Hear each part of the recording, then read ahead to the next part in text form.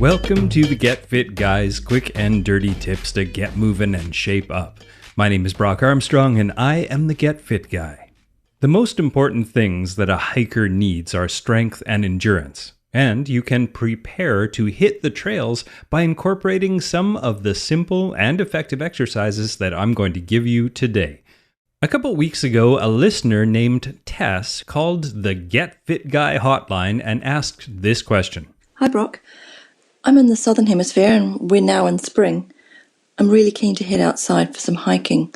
So other than walking, what exercises could I do to get me into good shape before I hit the trails? Any advice greatly appreciated. Thanks, Tess. And after a couple of email exchanges with Tess, I found out that she lives in New Zealand, which I absolutely love, and that she has in the past incorporated a bit of leg strength into her workout routine, and that has worked really well for her. And you know what? Tess is right on the mark. Getting a bit of leg strength is a great place to start, but I would also encourage her to work on her leg stability, her balance, her core strength, and her overall stamina, if she really wants to become a powerful hiker who can go anywhere with ease and confidence.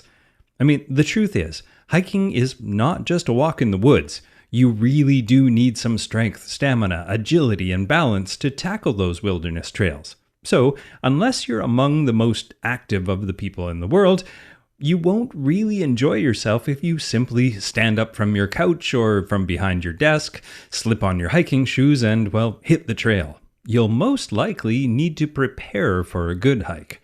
Trails are the opposite of the flat, smooth surfaces that we're used to walking on. They're uneven and they tend to include some amount of elevation gain and may have some obstacles that you'll need to navigate. The good news is that preparing for these challenges isn't as hard as you would think and won't cost you hours and hours in the gym either. So to start off with, here are a few things that you can start doing right now as part of your normal routine without even calling them a workout. You can start by spending more time walking on uneven or unstable surfaces. Navigating uneven terrain can go a long way toward building strong and pain-free feet.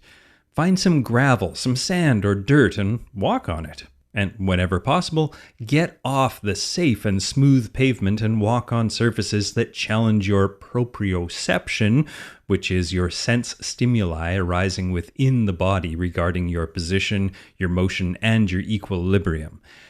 Doing this builds the neural connections and the muscles that will protect your hips, your knees, your ankles, and your feet when you're going on those long, challenging hikes.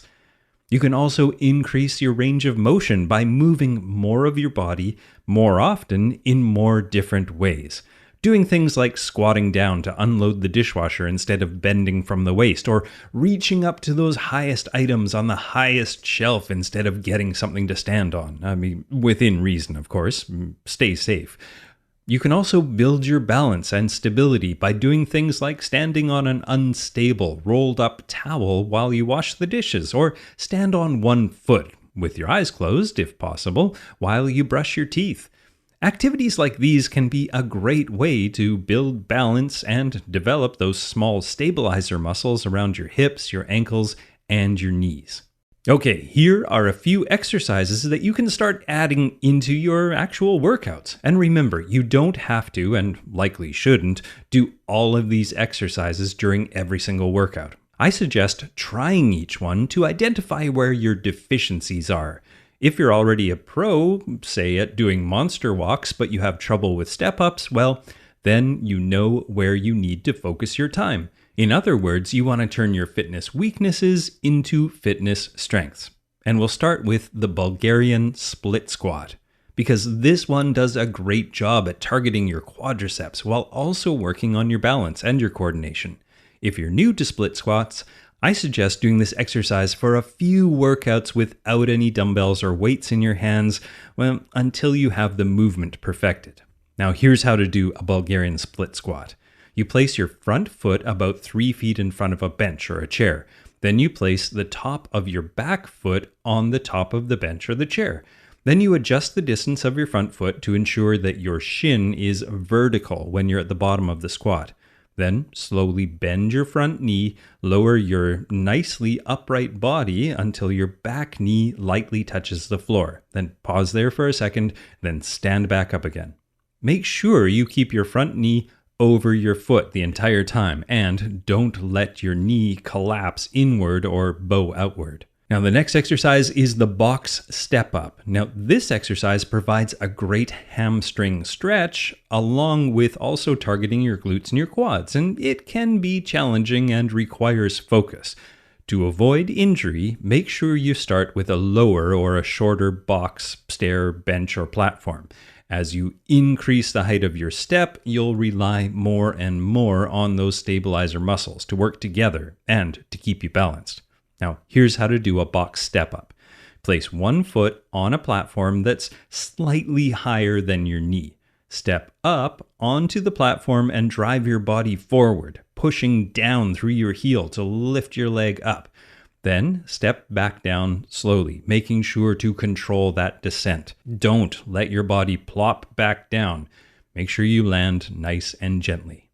The next exercise is the weighted glute bridge with or without a bench. Now, this exercise strengthens your glutes and your hamstrings, which are two muscles that put the power into your hiking. And if you don't have a barbell at your disposal, you can use any heavy object that easily rests on your lap without causing any pain or discomfort. A friend of mine actually uses a big bag of flour for this exercise. Now, here's how to do a weighted glute bridge. Start the movement from a seated position on the ground with the weight over your legs, directly above your hips.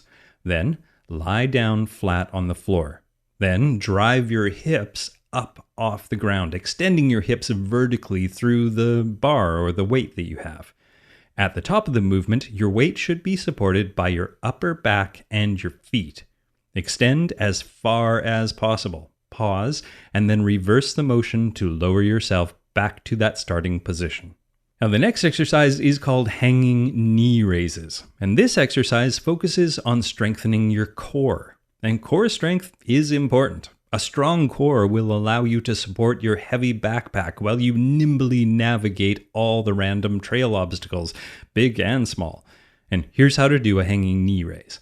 You use a pull-up bar or something else that you can safely hang from, like monkey bars at your local park. Then you hang from it with your arms fully extended. Your legs should be straight down with your pelvis rolled slightly backward. Then raise your legs until they are at 90 degrees from your torso. Exhale as you perform this movement and then hold the contraction for a second or so, making sure you roll your pelvis forward at the top of the movement. Then slowly lower yourself back down to the starting position. And I'll put a video of me demonstrating how to do this movement over at quickanddirtytips.com/getfitguy. Now, the next exercise is called monster or band walks. Now, this exercise is great for activating your poor, underused glutes and hamstrings, and I'm looking at you, all you office workers out there. Now, here's how to do this one. Place an elastic resistance band around your ankles. The band should be tight enough that there's some tension when you're standing with your feet hip-width apart. Then, to begin with, take short steps, side to side, alternating your left and your right foot. After several steps, just do the opposite and walk in the other direction. It's as easy as that. Now, the next exercise is high-intensity interval training, or HIIT. High-intensity interval training is particularly beneficial because it prepares your body for those spontaneous bursts of strength and speed you may need depending on the difficulty of your hike. Now, here's how to do it. Simply add a short period of all-out, strenuous exertion into your daily routine. For example, during your regular 30 or 45-minute brisk walk, you can sprint for 20 to 30 seconds every 5 minutes. Make sure you check out my article called 3 Problems with High-Intensity Interval Training so you can make sure you are getting the most out of this workout. Now, the next thing I want to cover is cardio. You want to make sure you develop your cardio to improve your hiking stamina. You aren't going to have a great day of hiking if you're huffing and puffing the entire time. You'll want to get yourself into decent cardiovascular shape first. Now, doing that can be as easy as going for regular walks. You can also ride a bike, go for a swim, take a dance class, or do anything that gets your heart rate up. Raising your heart rate is important. That is what helps build your lung capacity and gives you the endurance that will help you stay on the trail all day long. Walking or jogging are the most functional ways to perform your cardio, and by functional, I mean that it's the exercise that most mimics the movement that you're training for. But here are 2 exercises I would also include under the category of cardio. And the first one is speed skaters.